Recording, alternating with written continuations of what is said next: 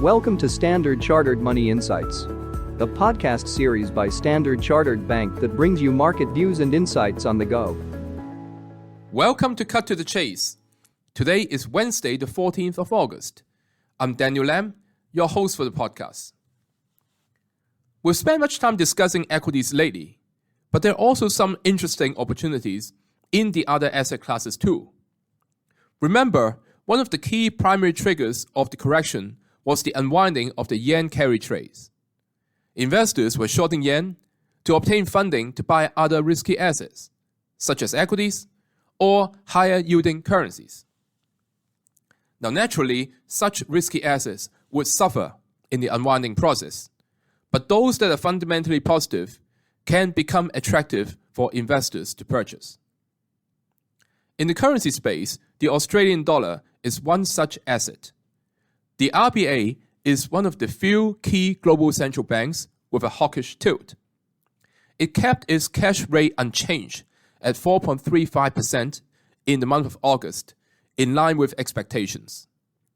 However, inflation remains above target in the latest release this week, and therefore the RBA lifted its trim mean inflation forecast for Q4 2024 and for Q4 2025. Now, this upwardly revised forecast rules out a rate cut in the near term.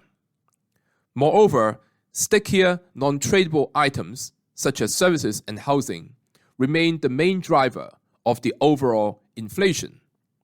Now, wage growth is the key supportive factor of services and counteracts against the pressures on housing prices. And unlike the recent weaknesses we are seeing in the US, the Australian labour market remains resilient.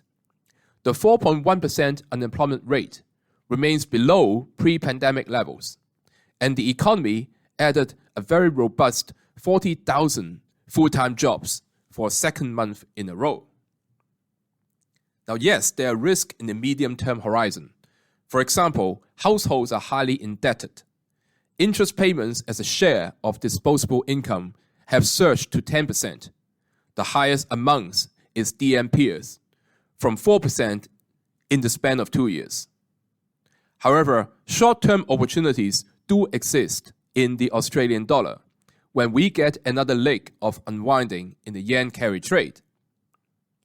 The Australian dollar dipped sharply against the US dollar from 0.6505 to 0.6346 during the day of extreme volatility in the yen. But due to the relatively hawkish stance from the RBA, the Australian dollar can be an interesting tactical buy should it dip below the 0.64 level. As always, if you enjoy this podcast, please don't forget to rate and like it.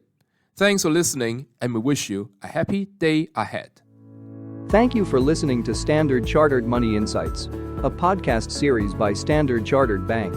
For more details, visit Market Views on the Go on our website or click the link in the description.